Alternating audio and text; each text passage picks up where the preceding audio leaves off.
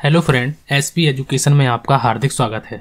आज की क्लास में हम लोग बात करने वाले हैं बिहार एस्टेट 2024 के बारे में बात करने वाले हैं। जो बिहार एस्टेट आप लोगों का है एग्ज़ाम, उसके हम लोग बात करने वाले हैं।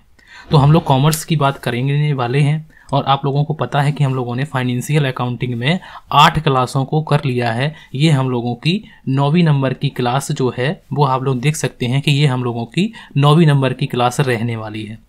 अगर हम लोग ने बात करते हैं कि अभी तक हम लोगों ने किस किस पर बात कर ली है, कौन कौन से टॉपिक कंप्लीट कर लिए हैं, और पहले ही मैंने कॉर्पोरेट अकाउंटिंग, इनकम टैक्स है, कॉस्ट अकाउंटिंग है, वो काफ़ी क्लासें मैंने पहले ही ऑलरेडी डाली हुई हैं, उनको आप लोग ज़रूर देखिए। अगर हम लोग बात करते हैं कि हम लोगों ने अभी जो फ़िलहाल स्टार्ट की हुई हैं, तो मैंने आप लोगों की MCQ क्लासें स्टार्ट की हुई हैं। उसी में मैंने आप लोगों को कुछ कॉन्सेप्ट भी मैं आप लोगों को साथ ही साथ में बताते हुए चलता हूं, जिससे आप लोगों की तैयारी अगर नहीं हुई है या मान लो अभी करने बैठे हैं तो भी आप लोगों की तैयारी को अच्छी तरीके से किया जा सकता है। और सेल्फ स्टडी आप लोग ज़रूर कीजिए। आप लोग मैराथन और इन चीज़ों पर कम ध्यान दीजिए, क्योंकि सेल्फ स्टडी करने से आप लोगों को कम समय में आप लोग ज़्यादा तैयारी कर सकते हैं। इसीलिए मैं कहते रहता हूँ कि सेल्फ स्टडी जरूर करिए। भले ही मैं आप लोगों को यहाँ पर पढ़ाता हूँ, लेकिन सेल्फ स्टडी भी आप लोग ज़रूर करें। बात करते हैं कि हम लोग जो क्लास की बात करने वाले हैं कि हम लोगों ने क्लास में क्या क्या कर लिया है। तो ये आप लोगों का सिलेबस है, बिहार जो एस्टेट कॉमर्स सिलेबस की बात करने वाले हैं। 100 नंबर का आप लोगों का ये पेपर रहने वाला है और 50 नंबरों का आप लोगों का अलग होगा, मतलब कि ये 150 नंबर कुल मिला के होंगे। अगर हम लोग बात करते हैं कि फाइनेंशियल अकाउंटिंग जो यूनिट फर्स्ट है, यूनिट फर्स्ट में मैंने आप लोगों को कि जो क्लासें की हुई हैं वो मैंने आप लोगों को नीचे से क्लासें कराई हुई हैं। सबसे पहले मैंने आप लोगों को रॉयल्टी के बारे में बताया हुआ है, ब्रांच के बारे में बताया हुआ है, डिपार्टमेंट के बारे में बताया हुआ है, इंसॉल्वेंसी के बारे में बताया हुआ है। ये दोनों क्लासें आप लोगों की हो चुकी हैं। हायर परचेज के बारे में बताया हुआ है, इंस्टॉलमेंट पेमेंट के बारे में बताया हुआ है, और मैंने आप लोगों को फाइनल अकाउंट के बारे में बताया हुआ है। फाइनल अकाउंट के बारे में बताया हुआ है। ये क्लासें आप लोगों की, इतनी क्लासें मैंने आप लोगों की करा दी हैं। इतनी क्लासें जो हैं वो मैंने आप लोगों की करा दी हैं। और जो आज की क्लास रहने वाली है वो हम लोग करने वाले हैं principles of accounting. Principles of accounting की बात करेंगे, फिर हम लोग प्रिपरेशन ऑफ ट्रायल बैलेंस की बात करेंगे, लेजर की बात करेंगे, बुक कीपिंग की बात करेंगे, अकाउंटिंग स्टैंडर्ड की बात करेंगे, समायोजन की बात करेंगे। मतलब कि बहुत सी जो चीज़ें हैं जो इसमें नहीं है लेकिन इनके अंतर्गत आती हैं। अब जैसे मान लो हम लोगों को फाइनल अकाउंटिंग में हम लोगों को समायोजन भी करना है। समायोजन जिसे एडजस्टमेंट कहते हैं, एडजस्टमेंट के भी क्वेश्चन पूछे गए हैं और पूछे जा सकते हैं, इसीलिए उसकी भी हम लोग क्लास करने वाले हैं। तो इनको भी आप लोग ध्यान रखिए। और जब हम लोगों का ये फाइनेंशियल अकाउंटिंग का जो टॉपिक जो है जैसे ही कंप्लीट होता है, फिर हम लोग क्या पढ़ेंगे, तो हम लोग इनकम टैक्स के कुछ कॉन्सेप्ट और MCQ की बात भी हम लोग साथ ही साथ में करेंगे। तो आज की क्लास में हम लोग बात करते हैं। तो चलिए बिना समय गवाए हम लोग आज की क्लास को स्टार्ट करते हैं कि हम लोग प्रिंसिपल्स ऑफ अकाउंटिंग की बात करने वाले हैं। प्रिंसिपल्स ऑफ अकाउंटिंग, तो सबसे पहला क्वेश्चन नंबर 1 लिखा हुआ है। कुछ कॉन्सेप्ट भी हम लोग पढ़ेंगे, क्योंकि अगर आप लोगों को SP एजुकेशन चैनल की जो मेहनत है, मेरी मेहनत है, वो पसंद आती है तो आप लोग इसको सब्सक्राइब करें। अगर हम लोग बात करने वाले हैं तो ये बिहार एस्टेट 2024 के बारे में हम लोग क्लास कर रहे हैं। और क्वेश्चन नंबर 1 लिखा हुआ है कि भारत में institute of chartered accountant of India में लेखांकन बोर्ड का गठन जो है वो कब हुआ। लेखांकन जो है, जो लेखांकन बोर्ड का जो है वो गठन कब हुआ। अक्टूबर 1975 में हुआ, अप्रैल 1977 में हुआ, जून 1976 में हुआ, या फिर नवंबर 1979 में हुआ है। तो इसका सही आंसर जो है वो आप लोगों को बताना है। तो अगर हम लोग बात करते हैं तो इंग्लिश में ये क्लास जो है, इंग्लिश में मैंने क्वेश्चन आप लोगों के नहीं लिख पाए हैं, इसीलिए माफ़ी चाहते हैं। अगली क्लास में जब हम लोग आएंगे, अभी देखो अभी हम लोग जो प्रिंसिपल्स ऑफ अकाउंटिंग के जो क्वेश्चन करने वाले हैं तो ये कम क्वेश्चन है। यहाँ पर हम लोग फिलहाल कॉन्सेप्ट भी आप लोगों को बताएंगे, लेकिन जब अगली क्लास में आएंगे तो आप लोगों को बोथ लैंग्वेज में क्वेश्चन भी होंगे और वहाँ पर हिंदी में भी होंगे और इंग्लिश में भी होंगे। ये पूछा गया है कि institute of chartered accountant of India की जो लेखांकन बोर्ड है, इसका जो हम लोगों ने गठन किया है, इस्टेब्लिशमेंट किया है, तो वो कब किया है। अक्टूबर में किया है, अक्टूबर 1975 में किया है, अप्रैल 1977 में किया है, जून 1976 में किया है, या फिर नवंबर 1979 में किया है। इसका सही आंसर वो है जो आप लोगों को बताना है। तो इसका सही आंसर क्या हो जाएगा? तो इसका जो सही आंसर है वो अप्रैल 1977 में हुआ है। तो इसका राइट आंसर क्या हो जाएगा? बी ऑप्शन बिल्कुल सही आंसर हो जाएगा। जब हम लोग अकाउंटिंग की बात करेंगे, अकाउंटिंग क्या है, अकाउंटिंग कितने प्रकार की होती है, इनकी भी बातें मैं आप लोगों को साथ ही साथ में बताते हुए चलूंगा, क्योंकि अभी हम लोग फिलहाल सिद्धांत के बारे में बात करेंगे, परंपराओं की बात करेंगे। सबसे पहले यहाँ पर हम लोग कुछ कॉन्सेप्ट को भी देख लेते हैं। यहाँ पर कॉन्सेप्ट पढ़ेंगे साथ ही साथ में, और साथ ही साथ में अपनी प्रैक्टिस भी करेंगे। लिखा हुआ है कि लेखांकन सिद्धांत का अर्थ। सबसे पहले जो हम लोग लेखांकन सिद्धांत हैं, प्रिंसिपल्स हैं, उनके बारे में हम लोग अर्थ के बारे में जानते हैं कि मीनिंग ऑफ अकाउंटिंग प्रिंसिपल्स, उनकी मीनिंग क्या है। सबसे पहले लिखा हुआ है कि लेखांकन की सामान्य आधारभूत मान्यताओं, फंडामेंटल बेनिफिट्स, फंडामेंटल जो है मान्यताओं को, बिलीफ्स के बारे में, तथा कार्य पद्धति संबंधी नियमों, रूल्स ऑफ एक्शन को लेखांकन सिद्धांत कहते हैं। मतलब बीच बीच में आप लोगों की इंग्लिश भी लिखी हुई है, लेकिन क्वेश्चन की इंग्लिश नहीं लिख पाए हैं, इसके लिए सॉरी। सबसे पहले लिखा हुआ है कि लेखांकन की सामान्य आधारभूत मान्यताओं तथा कार्य पद्धति संबंधी जो नियम हैं, उनको हम लोग क्या कहते हैं? उनको हम लोग सिद्धांत कहते हैं। सिद्धांत कहते हैं। ये सिद्धांत जो है वो प्रकृति प्रदत्त, मतलब कि अगर पूछा जाता है कि लेखांकन, क्वेश्चन अगर पूछा जाता है कि लेखांकन के सिद्धांत हैं, लेखांकन के सिद्धांत हैं। अगर ऑप्शन में क्वेश्चन ये पूछा जाता है कि लेखांकन के सिद्धांत हैं, और ऑप्शन में अगर ये 4 ऑप्शन दिए जाते हैं कि लेखांकन के जो सिद्धांत हैं वो प्रकृति प्रदत्त हैं, प्रकृति प्रदत्त हैं, प्रकृति प्रदत्त हैं, या फिर बी ऑप्शन में अगर हम लोग बात करते हैं आविष्कार किया गया है,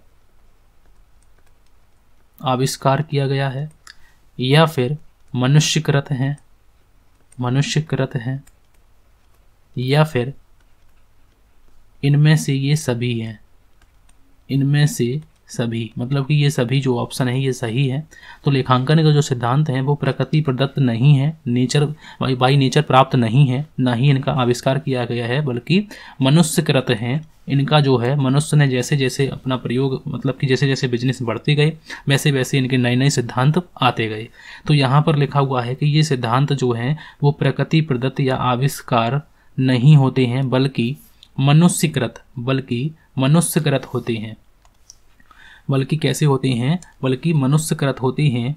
इन सिद्धांतों का पालन करने पर, इन सिद्धांतों का पालन करने पर लेखांकन पद्धति में कैसी आती है? एक रूपता आती है। मतलब कि जैसे मान लो कि मैं अकाउंटिंग करूं तो कुछ अलग मेथड से करूं, अलग प्रिंसिपल्स से करूं, और दूसरे लोग जो करें वो अलग प्रिंसिपल से करें, तो उसमें क्या होगा कि एक रूपता नहीं होगी। अगर किसी को अगर कंपैरिजन करना है तो दिक्कत हो जाएगी, ठीक है। तो इसीलिए क्या कहा जाता है कि सिद्धांत ऐसे होने चाहिए जो सभी लोग पालन कर सकें। इसीलिए लेखांकन के जो सिद्धांत होते हैं, लेखांकन की पद्धति में क्या लाते हैं? लेखांकन की पद्धति में एक रूपता लाते हैं। इसीलिए इसमें लिखा है कि इन सिद्धांतों का पालन करने पर लेखांकन पद्धति में एक रूपता आती है। और लेखांकन की सहज भाषा जो है, लेखांकन की भाषा सहज और ग्राही हो जाती है। अगर पूछा जाए, ये क्वेश्चन जो मैंने लिखा हुआ है आप लोगों को कि ये बोल्ड, मतलब कि ये हाईलाइट किया हुआ है कि व्यवसाय की भाषा जो है, पूछा जाता है कि व्यवसाय की भाषा है, व्यवसाय की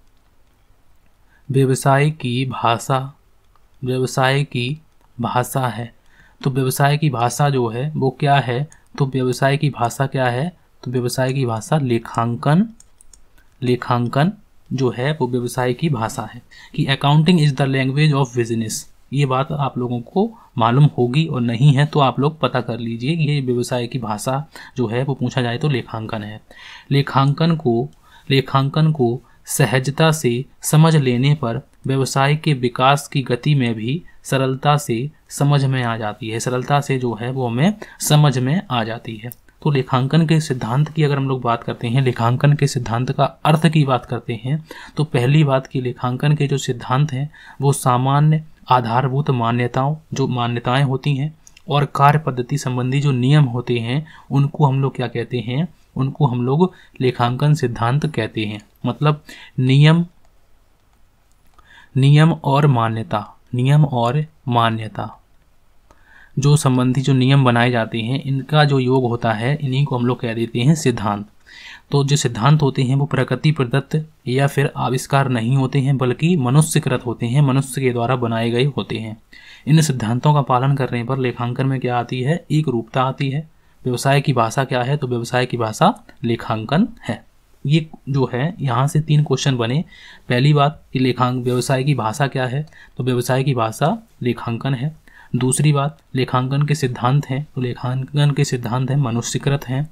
और तीसरी बात जो है वो लेखांकन के जो सिद्धांत हैं उनमें हम लोग सामान्य आधारभूत मान्यताओं और कार्य पद्धति संबंधी नियमों को इसमें शामिल करते हैं। इन्हीं को क्या कहते हैं, लेखांकन सिद्धांत कहते हैं। ये 3 क्वेश्चन आप लोगों के कंप्लीट हो गए।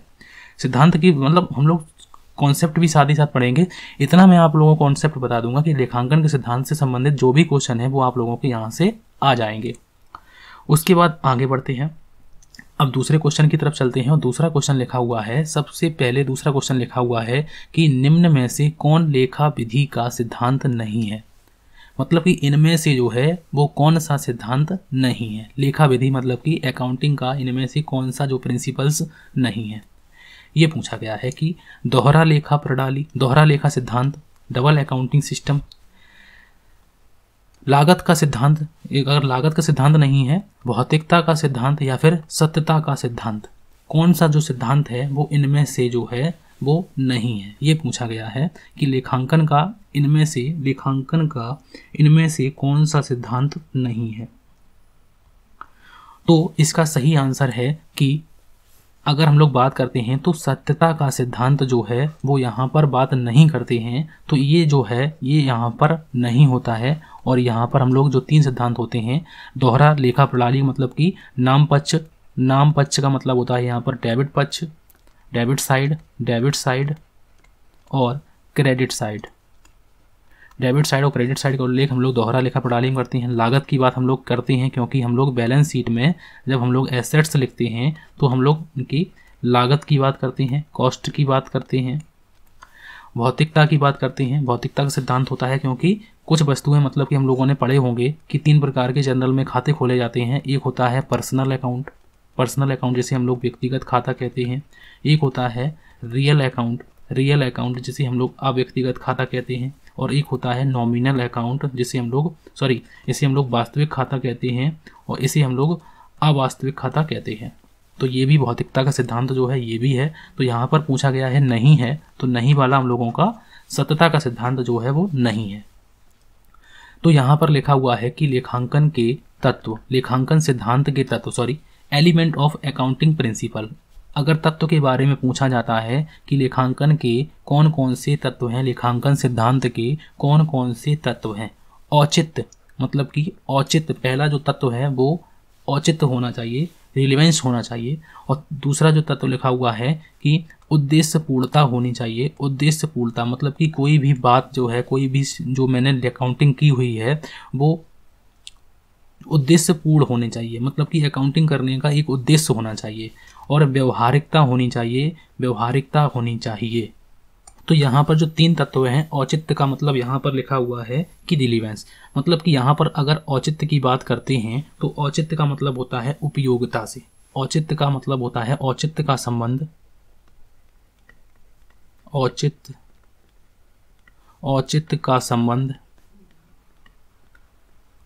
का संबंध उपयोगिता से होता है, उपयोगिता से है। ठीक है, तो मतलब यहाँ पर ये कहा गया है कि लेखांकन सिद्धांत में इसके उपयोगकर्ता को सहज, सरल और समझने योग्य उपयोगी होना चाहिए। मतलब कि इसमें औचित्य होना चाहिए, ये नहीं है कि उपयोगी ना हो। अगर अकाउंटिंग की है तो वो उपयोगी ना हो, इस प्रकार की अकाउंटिंग भी नहीं करनी चाहिए। उद्देश्य पूर्णता होनी चाहिए, मतलब कि वो उद्देश्य पूरे करने चाहिए। उद्देश्य पूर्णता का मतलब यहाँ पर लिखा हुआ है कि उद्देश्य पूर्णता का जो संबंध है वो शुद्धता से है, विश्वसनीयता से है और सत्यता से है। तो यहाँ पर अगर हम लोग बात करते हैं कि उद्देश्य उद्देश्य पूर्णता का संबंध, उद्देश्य पूर्णता का संबंध। शुद्धता का मतलब है यहाँ पर एक्यूरेसी, शुद्धता, विश्वसनीयता मतलब कि झूठे जो हैं वो सही जो फैक्ट हैं वो लिखने चाहिए, जो फैक्ट है उसको लिखना चाहिए, बढ़ा के और कम करके बस मतलब कि जो वैल्यू को नहीं लिखना चाहिए। विश्वसनीय होनी चाहिए और सत्यता होनी चाहिए। तो ये सब बातें उद्देश्य पूर्णता में आ जाती हैं। और व्यवहारिकता का यहाँ पर लिखा हुआ है कि व्यवहारिकता का जो संबंध है वो लाभप्रदता से है। व्यवहारिकता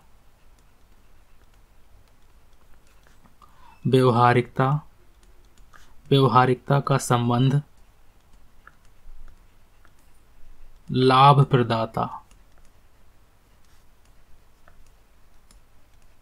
लाभप्रदाता से है। यहाँ पर लेखांकन के लेखांकन सिद्धांत के जो तत्व हैं, एलिमेंट हैं, उनके बारे में मैंने औचित्य, उद्देश्य और व्यवहारिकता, ये तीनों जो तत्व होने चाहिए वो इसमें होते हैं, तो इसीलिए मैंने आप लोगों को ये भी बता दिए हैं। ठीक है, उसके बाद हम लोग क्वेश्चन देखते हैं और क्वेश्चन में लिखा हुआ है कि आय मापी जाती है। तो आय क्यों मापी जाती है? मिलान की अवधारणा के आधार पर, आय किसकी अवधारणा के आधार पर मापी जाती है? मिलान की अवधारणा के आधार पर, मुद्रा मापी अवधारणा के आधार पर, या फिर समय अवधि की अवधारणा के आधार पर, या फिर उपरोक्त सभी। मतलब कि जो आय मापी जाती है वो इन सभी अवधारणाओं के आधार पर मापी जाती है क्या? इसका सही आंसर जो है वो आप लोगों को बताना है। तो आय मापी जाती है, तो आय किस अवधारणा के आधार पर मापी जाती है? तो इसका सही आंसर जो है वो आप लोगों को बताना है।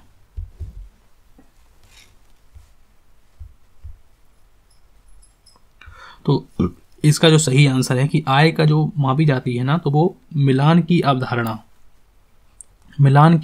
के आधार पर मापी जाती है। क्योंकि मैं अभी आप लोगों को अवधारणाएं, एक जो अवधारणाएं हैं वो आप लोगों की क्लियर कराने वाला हूं। बिल्कुल कोई दिक्कत की बात नहीं है, आप लोगों को सभी अवधारणाएं यहीं पर हम लोग अभी बताएंगे।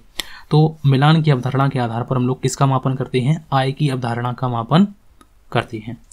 उसके बाद नेक्स्ट क्वेश्चन में लिखा हुआ है, क्वेश्चन नंबर 4 की बात करते हैं। और 4 में लिखा हुआ है कि निम्नलिखित लेखांकन समीकरण में द्विपक्षीय अवधारणा का परिणाम है। द्विपक्षीय अवधारणा का परिणाम क्या है? मतलब कि एक जो सबसे पहले इसमें जो द्विपक्षीय अवधारणा की बात हम लोग करते हैं और द्विपक्षीय अवधारणा में लेखांकन समीकरण की बात करते हैं।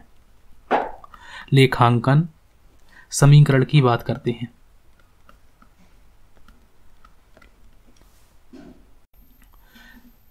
लेखांकन समीकरण की अगर हम लोग बात करते हैं तो लेखांकन समीकरण बराबर, अगर हम लोग लिख देते हैं कि लेखांकन समीकरण बराबर क्या होता है, तो हम लोगों का होता है कि संपत्ति बराबर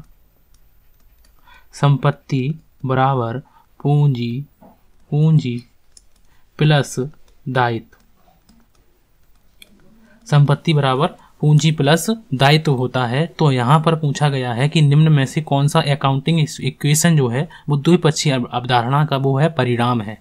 तो अगर हम लोग कहते हैं कि संपत्तियां बराबर ब्राह दायित्व, ये बात नहीं है। संपत्तियां माइनस स्वामी की समता, ये भी नहीं है। संपत्तियां बराबर ब्राह दायित्व और प्लस में स्वामी की समता को हुई हम लोग क्या कहते हैं? स्वामी की समता को मतलब कि इक्विटी कहते हैं। इक्विटी की बात आती है तो इसी को हम लोग पूंजी कहते हैं और यही हम लोगों का सही आंसर हो जाएगा। आगे हम लोग बढ़ते हैं और आगे लिखा हुआ है कि लेखांकन सिद्धांत की विशेषताएं। जो लेखांकन सिद्धांत हम लोग पढ़ रहे हैं उनकी क्या क्या विशेषताएं हैं उनके बारे में हम लोग जानते हैं। तो पहली विशेषता के बारे में मैंने आप लोगों को पहले ही बताया हुआ है कि जो लेखांकन के जो सिद्धांत होते हैं वो मनुष्यकृत होते हैं। तो लेखांकन के सिद्धांत कैसे होते हैं? मनुष्यकृत होते हैं। ये बात मैंने आप लोगों को लेखांकन का सिद्धांतों का अर्थ बताया था तभी मैंने बताई थी कि ये प्रकृति प्रदत्त नहीं होते हैं। लेखांकन के सिद्धांत मनुष्यकृत होते हैं। दूसरी जो लिखी हुई है विशेषता की लेखांकन सिद्धांत में औचित्य, उद्देश्य और व्यवहारिकता का गुण होता है। ये मैंने तत्वों के बारे में आप लोगों को बताया हुआ है कि लेखांकन सिद्धांत के तत्व, लेखांकन सिद्धांत के तत्व। मैं ऐसा कोई भी टॉपिक है जो यहाँ पर आप लोगों का छूटेगा नहीं, ये मेरा वादा है, ठीक है। और भी हम लोग आगे बढ़ते हैं। तीसरे नंबर की विशेषता लिखी हुई है कि लेखांकन का जो निर्माण होता है वो आधारभूत मान्यताओं और कार्य पद्धति संबंधी नियमों पर आधारित होता है। ये सारी बातें मैंने आप लोगों को, जब मैंने आप लोगों को अर्थ बताया था तभी मैंने ये बातें बताई थी। ये सिद्धांत जो होते हैं वो औचित्य, उद्देश्य और समस्याओं का चिंतन पर आधारित होते हैं। नेक्स्ट विशेषता में हम लोगों का लिखा हुआ है, ये बात आप लोगों को पहले ही समझाई हुई है। अब यहाँ से हम लोग बात करते हैं कि इनकी जो है लेखांकन सिद्धांतों की सूची जो है वो सर्वमान्य स्थिर नहीं है, मतलब इसमें परिवर्तन होते रहते हैं, तो इनकी स्थिर सर्वमान्य सूची नहीं होती है। और नेक्स्ट विशेषता जो लिखी हुई है कि लेखांकन जो सिद्धांत होते हैं वो विकासशील और परिस्थितियों के अनुसार विश्वसनीय रूप में परिवर्तित होते रहते हैं।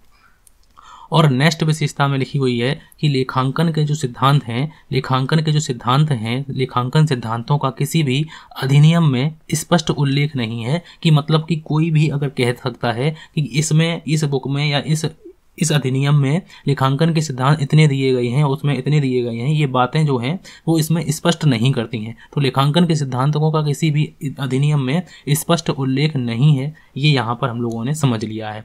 और लास्ट विशेषता जो लिखी हुई है कि वस्तुतः लेखांकन सिद्धांत आधारभूत मान्यताओं और कार्य पद्धति संबंधी नियमों का समूह होते हैं। तो ये बात भी मैंने आप लोगों को पहले ही बताई हुई है।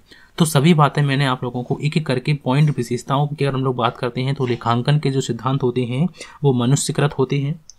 लेखांकन के जो सिद्धांत होते हैं उसमें औचित्य, उद्देश्य और व्यवहारिकता की गुण होता है। लेखांकन सिद्धांत का निर्माण जो होता है वो आधारभूत मान्यताओं और कार्य संबंधी पद्धति संबंधी नियमों पर आधारित होता है। इनकी सूची स्थिर नहीं होती है। ये जो लेखांकन सिद्धांत हैं वो किसी अधिनियम में स्पष्ट रूप से उल्लेखित नहीं है, ठीक है। तो ये सारी बातें मैंने आप लोगों को बताई हुई हैं।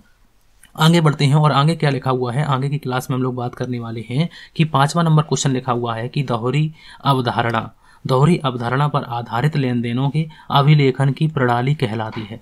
दोहरी जो अवधारणा है, डबल जो कॉन्सेप्ट है, डबल अकाउंटिंग कॉन्सेप्ट की बात करते हैं, तो ये जो है अगर हम लोग बात करते हैं कि डबल एस्पेक्ट कॉन्सेप्ट जो है वो अभिलेखन की प्रणाली कहलाती है। तो वो कौन सी प्रणाली कहलाती है? दोहरा खाता प्रणाली कहलाती है, या फिर दोहरा लेखा प्रणाली कहलाती है, या फिर इकहरा लेखा प्रणाली कहलाती है, या फिर उपरोक्त सभी। इसका सही आंसर जो है वो आप लोगों को बताना है। इसका सही आंसर क्या हो जाएगा तो बताना है आप लोगों को। दोहरी अवधारणा जो है वो हम लोगों की किस जो है कौन सी अभिलेखन की प्रणाली पर कहलाती है, तो इसका सही आंसर आप लोगों को बताना है। तो इसका जो सही आंसर है कि वो कौन सी अवधारणा की बात करती है, तो वो दोहरा लेखा प्रणाली की बात होती है। तो यहाँ पर हम लोगों ने बात की हुई है कि दोहरा लेखा प्रणाली, डबल अकाउंटिंग सिस्टम की हम लोग बात करते हैं। तो यही आंसर हम लोगों का बी ऑप्शन जो है वो सही आंसर हो जाएगा। उसके बाद नेक्स्ट क्वेश्चन, और नेक्स्ट क्वेश्चन में लिखा हुआ है कि 6 नंबर में लिखा हुआ है कि स्वामी के व्यक्तिगत व्ययों को हम लोग क्या कहते हैं? ड्राइंग कहते हैं।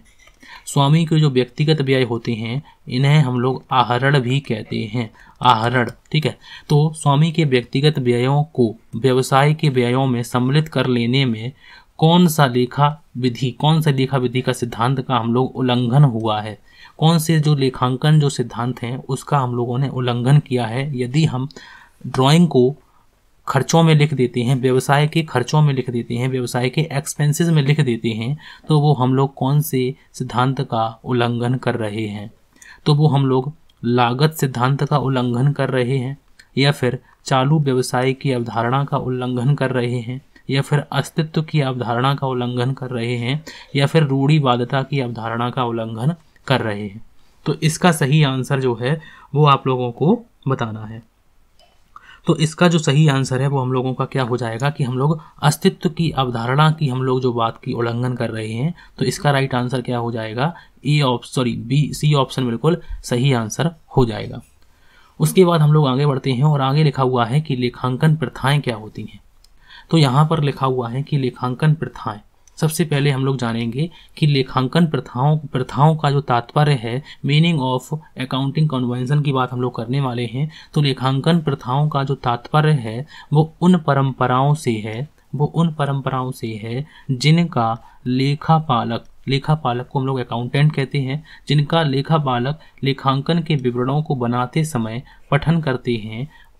ठीक है, लेखांकन प्रथाओं का लेखांकन प्रयासों को, लेखांकन का सिद्धांत या अवधारणा, लेखांकन प्रथाओं, यह प्रथाओं का लिखी हुई है, लेखांकन प्रथाओं को लेखांकन का सिद्धांत या अवधारणा भी कहते हैं।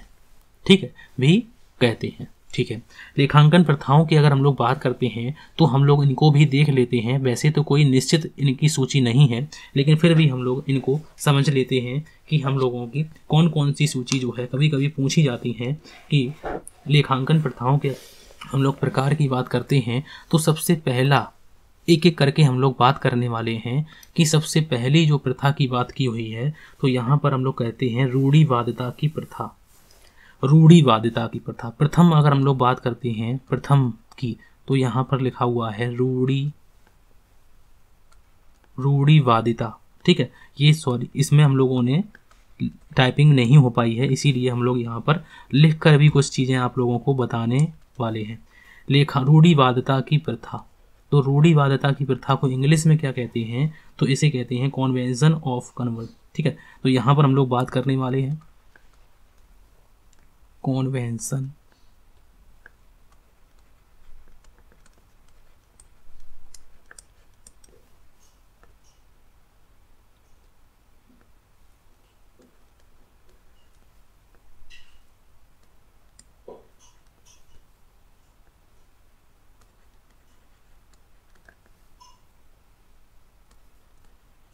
ठीक है, तो यहाँ पर रूढ़िवादिता की प्रथा हम लोगों के लिए क्या कहती है, इसके बारे में अगर हम लोग समझते हैं तो रूढ़िवादिता की जो प्रथा कहती है, तो यहाँ पर ये कहा गया है कि लाभ की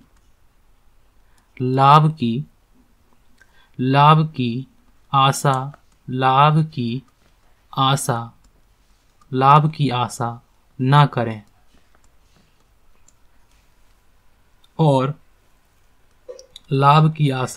ना करें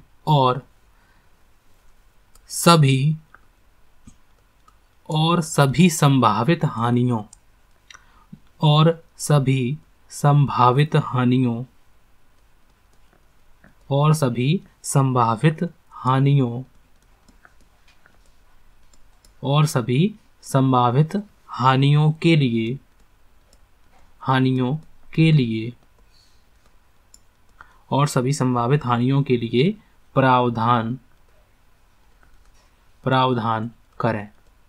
तो ये बात किसमें कही जाती है, तो ये बात कही जाती है रूढ़िवादिता की प्रथा, क्योंकि क्वेश्चन पूछा गया है कि लाभ की आशा ना करें या फिर जो संभावित हानियों के लिए प्रावधान की बात की जाती है। मैं क्वेश्चन भी आप लोगों को करवाऊंगा अगली क्लास में, जब आएंगे तो प्रैक्टिस सेशन में आप लोगों के लिए ज़्यादा क्वेश्चन लेके आने वाला हूँ। तो वहाँ पर मैं आप लोगों को क्वेश्चन भी करा के दिखाऊंगा कि किस प्रकार से क्वेश्चन पूछे गए हैं, अवधारणाओं से, प्रथाओं से किस प्रकार से क्वेश्चन पूछे गए हैं। ठीक है, बहुत ही क्वेश्चन की हम लोग प्रैक्टिस करने वाले हैं। अगर हम लोग दूसरी प्रथा की बात करते हैं तो यहाँ पर जो बात करते हैं दूसरी प्रथा की, और वो लिखी हुई है पूर्ण प्रकटीकरण की प्रथा।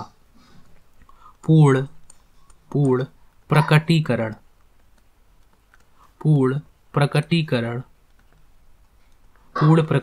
की प्रथा। अब पूर्ण प्रकटीकरण की प्रथा में क्या बात है, तो इसके बारे में देख लेते हैं कि इसके बारे में लिखा हुआ है कि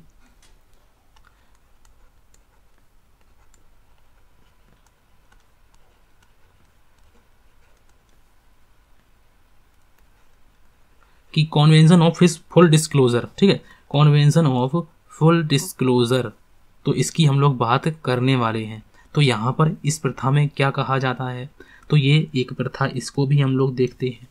तो दूसरी प्रथा है हम लोगों की पूर्ण प्रकटीकरण की प्रथा, और इसमें क्या कहा गया है कि इसमें जो कहा गया है कि जो महत्वपूर्ण सूचनाएं हैं उनको प्रकट कीजिए, पूर्ण मतलब कि फुल तरीके से प्रकट कीजिए। इसीलिए हम लोग बैलेंस शीट बनाते हैं, प्री विवरण बनाते हैं, तो बहुत सी चीज़ें हम लोग बनाते हैं। तो महत्वपूर्ण, इसके बारे में देख लेते हैं कि महत्वपूर्ण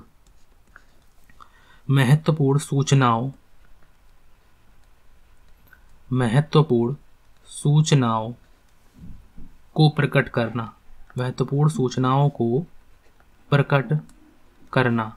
तो ये हम लोग किस में देखते हैं, तो पूर्ण प्रकटीकरण की अगर प्रथा की बात की जाती है कि बैलेंस शीट बनाना, अगर हम लोग बात करते हैं कि बैलेंस शीट बनाना, तो ये भी हम लोगों का पूर्ण प्रकटीकरण में आ जाता है। ठीक है, जैसे हम लोग बात करते हैं कि पूर्ण प्रकटीकरण में, जैसे हम लोग बात करते हैं कि आर्थिक चिट्ठा के नीचे टिप्पणी में दिखाया जाता है, इस प्रकार की जो प्रथा होती है, तो यहाँ पर हम लोग बात करेंगे। ठीक है, बहुत डिटेल में बात करेंगे, लेकिन फिलहाल आप लोगों की डिटेल जरूरी नहीं है, क्योंकि जो महत्वपूर्ण बिंदु हैं उन पर आप लोग ज़्यादा ध्यान दीजिए। जैसे मान लो रूढ़िवादिता की प्रथा पूछी जाए, तो मैंने ये महत्वपूर्ण बिंदु बता दिया है कि लाभ की आशा ना करें, संभावित हानियों के लिए प्रावधान करें। पूछा जाता है कौन सी अवधारणा, कौन सी प्रथा की बात की जाती है, तो वहाँ पर रूढ़िवादिता की प्रथा आप लोगों को ऑप्शन में देखने को मिल सकता है। क्वेश्चन भी दिखाएंगे कि किस प्रकार से क्वेश्चन पूछे गए हैं। अगर हम लोग तीसरी प्रथा की बात करते हैं, अब तीसरी प्रथा को भी देख लेते हैं कि तीसरी प्रथा में क्या कहा गया है कि नियमितता की प्रथा। तीसरी प्रथा की बात करते हैं तो यहाँ पर बात की जाती है नियमितता की प्रथा। नियमितता की प्रथा। अब यहाँ पर इसको इंग्लिश में क्या कहते हैं कि कन्वेंशन ऑफ कॉन्स्टेंसी। ठीक है, मतलब कि हम लोग जो बात करते हैं कि हम लोगों को नियमित रखना चाहिए, कोई भी काम करना चाहिए, अगर पढ़ाई भी करनी चाहिए तो वो नियमित रूप से करनी चाहिए। ये नहीं है कि आज हम लोग 12 घंटे पढ़ लिए हैं, कल हम लोगों ने कुछ पढ़ा ही नहीं। तो कोई भी काम करना चाहिए वो नियमित करना चाहिए।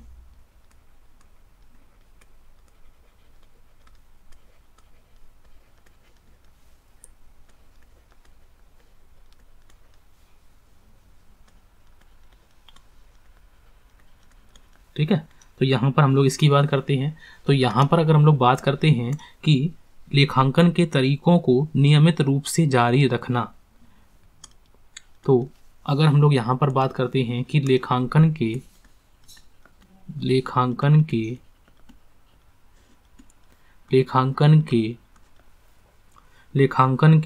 तरीकों को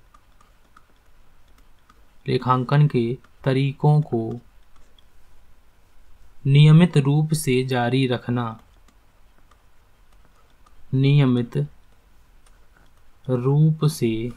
नियमित रूप से जारी रखना, तो ये भी एक इसका प्रथा की बात की जाती है। और लास्ट जो प्रथा की बात करते हैं हम लोग, उसकी अगर हम लोग बात करते हैं सारता की प्रथा। सारता की प्रथा की बात करते हैं, तो सारता की प्रथा की बात करते हैं तो यहाँ पर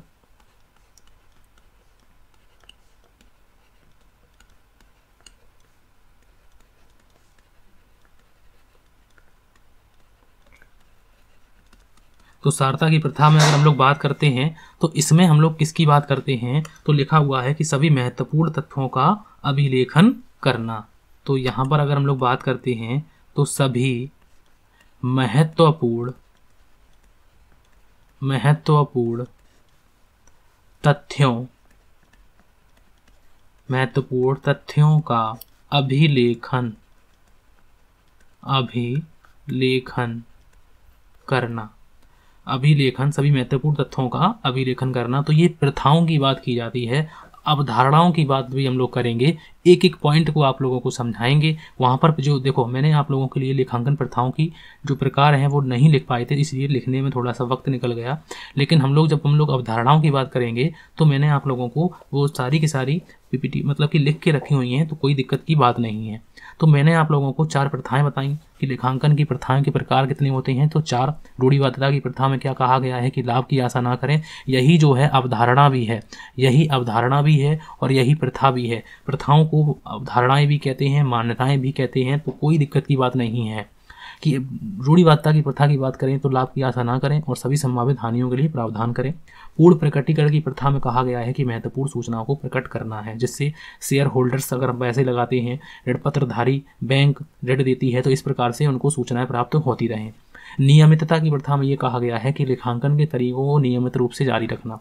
अब मान लो कि किसी में डेप्रीसिएशन हमने लगा दिया है सीधी रेखा पद्धति से और किसी वर्ष में हमने डेप्रीसिएशन लगाया है क्रमागत पद्धति से, तो हम लोगों को जो भी तरीके हैं उनको नियमित रूप से जारी रखना चाहिए। और सारता की प्रथा में कहा गया है कि सभी महत्वपूर्ण तथ्यों का अभिलेखन करना चाहिए, जो महत्वपूर्ण नहीं है बिजनेस से संबंधित उनको हम लोगों को छोड़ देना चाहिए। तो ये प्रथाएं 4 होती हैं, इनको मैंने आप लोगों को बताया है। फिर उसके बाद हम लोग बात करते हैं 7 नंबर क्वेश्चन की कि ऊपरी सजावट वर्जित है। ऊपरी सजावट वर्जित है। अब बताइए आप लोग किसमें हम लोग ऊपरी सजावट वर्जित है? रूढ़िवादिता की प्रथा के कारण, प्रकटीकरण की प्रथा के कारण, सारता की प्रथा के कारण और संभावित अवधारणा के कारण। तो मैंने क्या कहा गया है कि ऊपरी सजावट नहीं करनी चाहिए। कि मतलब जैसे मान लो कि कोई आप लोगों से दुकान पे कोई सामान लेने आता है तो ऊपर आप लोगों ने अच्छे से मतलब कि छांट के पीस लगा दिए हैं, ठीक है, और पीछे जो बीच में जो अंदर है वो सही नहीं है। अब सही नहीं है तो मतलब समझ रहे हो ना कि मतलब आप लोगों ने कुछ सूचनाएं दबा के रखी हैं, कुछ सूचनाएं बताई नहीं हैं, पूर्ण प्रकट नहीं किया है। तो यहाँ पर अगर हम लोग बात करते हैं, मैंने आप लोगों को अच्छी एग्जाम्पल से समझाया हुआ है कि आप लोगों को समझ में भी आ रहा होगा कि इसका आंसर क्या हो जाएगा कि ऊपरी सजावट जो वर्जित है, ऊपरी सजावट हम लोग वर्जित होती है। तो इसका राइट आंसर क्या हो जाएगा? रूढ़िवादिता की प्रथा के कारण जो है वो हम लोगों को बात आती है, प्रकट की बात आती है, लेकिन यहाँ पर रूढ़िवादिता कहा गया है तो रूढ़िवादिता हम लोगों का आंसर हो जाएगा। रूढ़ि मतलब ऊपरी सजावट वर्जित है, तो ऊपरी सजावट जो वर्जित है तो वो किस में वर्जित है? तो इसका आंसर हो जाएगा रूढ़िवादिता की प्रथा के कारण जो है वो हम लोग पूर्ण प्रकट नहीं करते हैं। तो कुछ बातें जो होती हैं तो वो हम लोग जब हम लोग उनको डिटेल में पढ़ेंगे ना तो आप लोगों को एक करके पॉइंट बताएंगे। अब हम लोग पढ़ लेते हैं कुछ महत्वपूर्ण बिंदु अपने, जो कहीं से भी मतलब यहाँ से क्वेश्चन बहुत पूछे जाते हैं, बहुत बार क्वेश्चन पूछे गए हैं। मैं आप लोगों को दिखाऊंगा भी अगली क्लास में, जब मैं आऊँगा तो मैं आप लोगों को क्लास भी दिखाऊंगा कि किस प्रकार से क्वेश्चन पूछे गए हैं, और मैं आप लोगों की प्रैक्टिस भी वहाँ पर कराने वाला हूँ कि लेखांकन की आधारभूत संकल्पनाएं कहें या अवधारणाएं कहें या सिद्धांत कहें, कुछ भी कह सकते हैं। तो सबसे पहला सिद्धांत लिखा हुआ है, पहली अवधारणा लिखी हुई है कि accounting period concept. Accounting period concept का मतलब यहाँ पर ये कहा गया है कि जो भी हमें यहाँ पर यह कहा गया है कि यह अवधि व्यवसाय की प्रकृति पर निर्भर करती है। जो अवधि संबंधी अवधारणा होती है वो व्यवसाय की प्रकृति पर निर्भर करती है। प्रायः अवधि 2 प्रकार की होती है। प्रायः अवधि 2 प्रकार की होती है। पहली जो अवधि होती है उसे कहते हैं कैलेंडर वर्ष। उसे क्या कहते हैं? तो उसे कहते हैं कैलेंडर वर्ष। कैलेंडर वर्ष और कैलेंडर वर्ष जो होता है, कैलेंडर ईयर जो होता है वो 1 जनवरी से शुरू होता है। 1 जनवरी से शुरू होता है, 1 जनवरी से 31 दिसंबर तक होता है। 31 दिसंबर तक होता है। और दूसरा जो वर्ष होता है, दूसरा जो ईयर होता है वो होता है वित्तीय वर्ष, जिसे हम लोग फाइनेंशियल ईयर कहते हैं। वित्तीय वर्ष होता है। और ये कब शुरू होता है? तो ये 1 अप्रैल को शुरू होता है और 1 अप्रैल से लेकर 31 मार्च को ये एंड हो जाता है। तो इसीलिए 2 वर्ष की बात करते हैं। तो लेखांकन अवधि का मतलब होता है 12 महीने की अवधि। तो 12 महीने की अवधि को लेखांकन अवधि कहते हैं। और अवधि जो होती है वो 2 प्रकार की होती है, कैलेंडर वर्ष और वित्तीय वर्ष। क्वेश्चन पूछे गए हैं, किस प्रकार से पूछे गए हैं उनको भी मैं बताऊंगा। अगर क्वेश्चन पूछा जाता है यहाँ पर कि मान लो, मैं क्वेश्चन भी आप लोगों से एक क्वेश्चन पूछ लेता हूँ कि आयकर में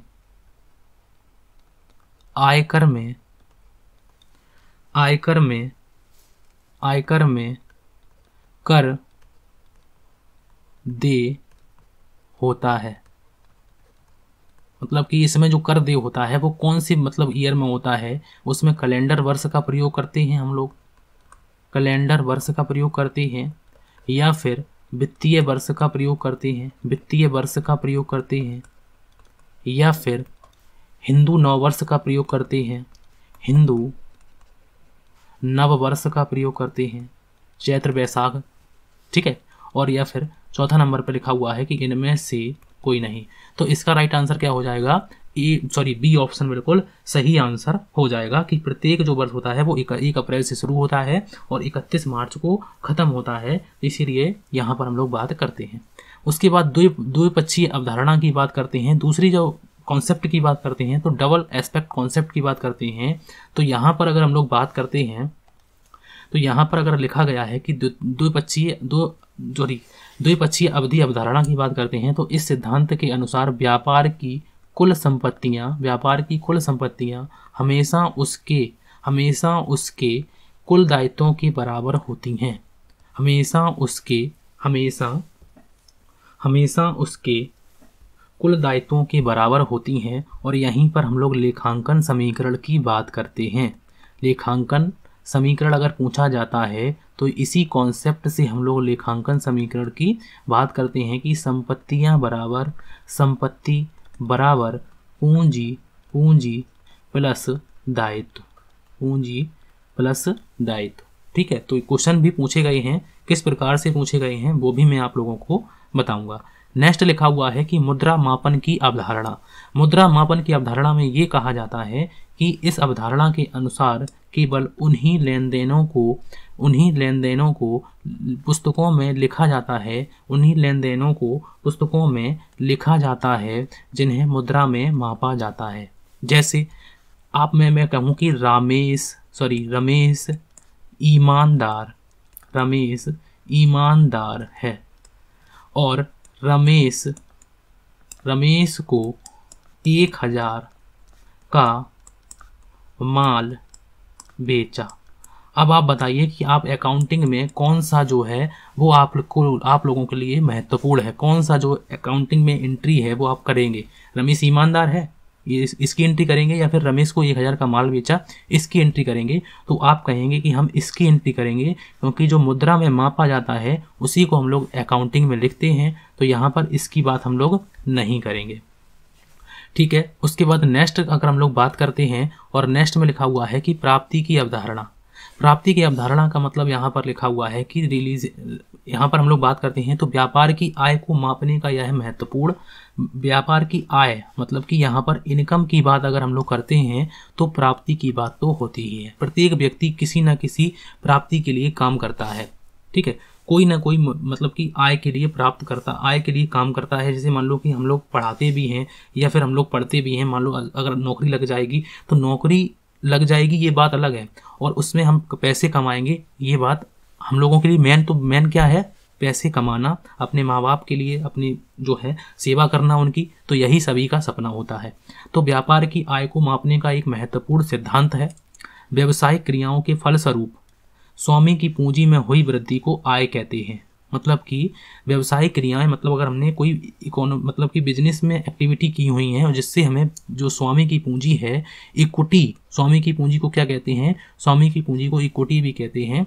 तो यहाँ पर अगर पूंजी में परिवर्तन होता है, पूंजी में वृद्धि होती है तो किससे होती है, तो वो हमें लाभ से हुई होगी, और लाभ को बोलते हैं प्रॉफिट, और प्रॉफिट बराबर किसके होता है, तो प्रॉफिट हम लोगों की इनकम मान सकते हैं, रेवेन्यू कहते हैं उसे। लेखांकन के दृष्टिकोण से आगम माल के विक्रय से प्राप्त राशि या प्राप्त होने वाली राशि से है। ठीक है, आगम का मतलब यहाँ पर प्राप्ति से है, और प्राप्ति की अवधारणा मतलब कि कोई ना कोई बिजनेस अगर करता है तो वो किसी न किसी प्राप्ति के लिए करता है, तो इसी के लिए इस अवधारणा को प्राप्ति की अवधारणा कहा गया है। ठीक है, उसके बाद नेक्स्ट लिखी हुई है पृथक इकाई की अवधारणा। पृथक इकाई की मतलब अवधारणा की बात करते हैं तो जैसे मान लो कि बिजनेस है तो बिजनेस मेरा है, लेकिन हम अपनी पूंजी बिजनेस में पूंजी लगाएंगे तो हम लोग अपनी पूंजी को लायबिलिटी साइड में क्यों लिखते हैं। लायबिलिटी साइड में मतलब कि ये दायित्व में हम लोग क्यों लिखते हैं पूंजी को, दायित्व में तो दायित्वों को लिखना चाहिए, ठीक है ना। लेकिन यहाँ पर पृथक इकाई की अवधारणा यही कहती है कि सेपरेट एंटिटी कॉन्सेप्ट में ये कहा गया है कि लाभ कमाने के उद्देश्य से व्यापारी व्यापार की स्थापना करता है। सही है, लेखांकन में व्यापार की पृथक इकाई की अवधारणा के दृष्टिकोण से व्यापारी और व्यापार दोनों का ही अपना अलग अलग पूर्ण, स्वतंत्र और पृथक अस्तित्व होता है। मतलब कि बिजनेस एक अलग है और बिजनेसमैन एक अलग है। इसीलिए बिजनेसमैन ने जो पूंजी दी है बिजनेस को, वो बिजनेस क्या करता है, वो दायित्व मानता है अपना, इसीलिए उसको पूंजी को कहाँ लिखते हैं, दायित्व में लिखते हैं। क्योंकि क्वेश्चन यही पूछा गया है कि व्यवसाय में व्यापारी द्वारा लगाई गई पूंजी को अगर हम लोग दायित्व में लिखते हैं तो वो किस कॉन्सेप्ट के आधार पर लिखते हैं, तो याद रखिए कि वो पृथक इकाई की अवधारणा के आधार पर लिखते हैं। उसके बाद हम लोग बात करते हैं कि लागत की अवधारणा। लागत की अवधारणा की बात करते हैं तो बैलेंस शीट में मान लो हम लोगों ने एसेट्स पक्ष भी बनाया है, एसेट्स पक्ष भी होता है, तो उसमें हम लोगों ने मान लो मशीन का मूल्य लिखा हुआ है 20,000 रुपये, ठीक है, लेकिन बाजार मूल्य उसके हैं 25,000 रुपये। तो अगर हम लोगों को बाजार मूल्य 25,000 से लिखना चाहिए या 20,000 से, तो याद रखिए यहाँ पर लागत अवधारणा ये कहती है कि हमने जो मशीन को प्राप्त किया है जिस मूल्य पर, जिस लागत पर, उसको उसी लागत पर लिखना चाहिए।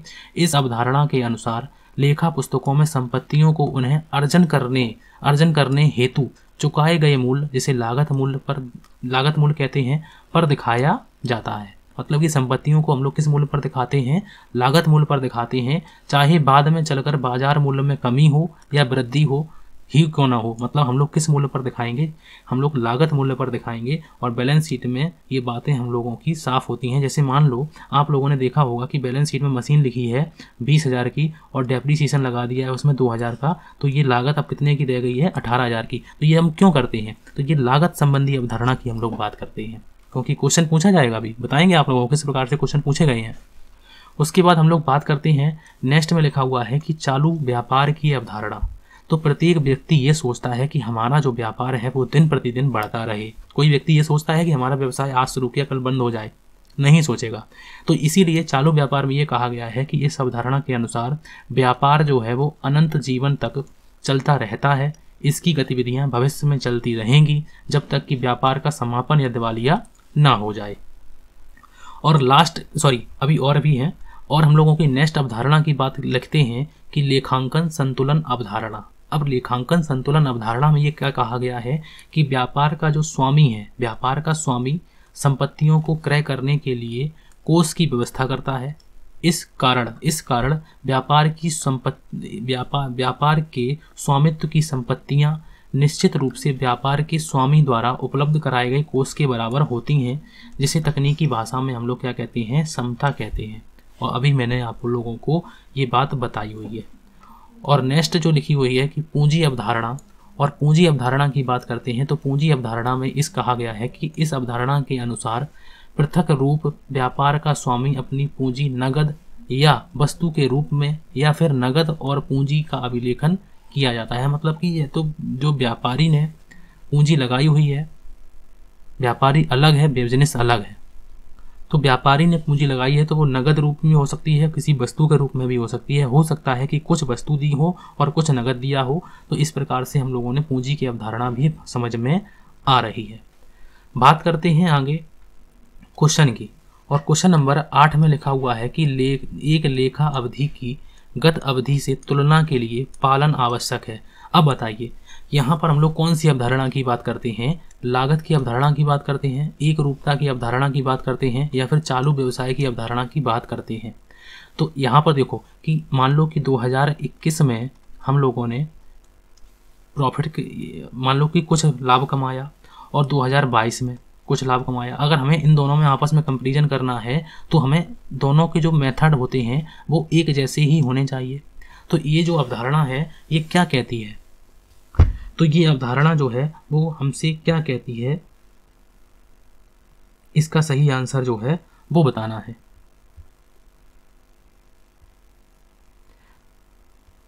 तो ये अवधारणा जो क्या कहती है कि 2020 और मान लो कि 21 और 22 में अगर हम कंपैरिजन करके देख रहे हैं, तुलना करके देख रहे हैं, तो इनके मेथड भी एक जैसे ही होने चाहिए। तो ये एक रूपता की अवधारणा है। तो एक रूपता मतलब कि हम लोगों ने जो भी मान लो कि हमने ह्रास लगाया है तो यहाँ पर अगर स्थायी से लगाया है और यहाँ पर अगर हम लोगों ने क्रमागत से लगाया है तो हम लोग कंपैरिजन करना गलत हो जाएगा। लेकिन अगर हमने यहाँ पर स्थायी लगाया है और यहाँ पर भी स्थायी से लगाया है तो हम लोगों का ये मेथड जो है ये हम लोगों का एक रूपता की बात है, हम लोग यहाँ पर करते हैं। तो इस प्रकार से क्वेश्चन पूछे जाते हैं। उसके बाद नेक्स्ट क्वेश्चन में लिखा हुआ है कि लाभ की प्रत्याशा मत करो। मतलब लाभ की आशा ना करो। प्रत्याशा का मतलब होता है कि आशा ना करें।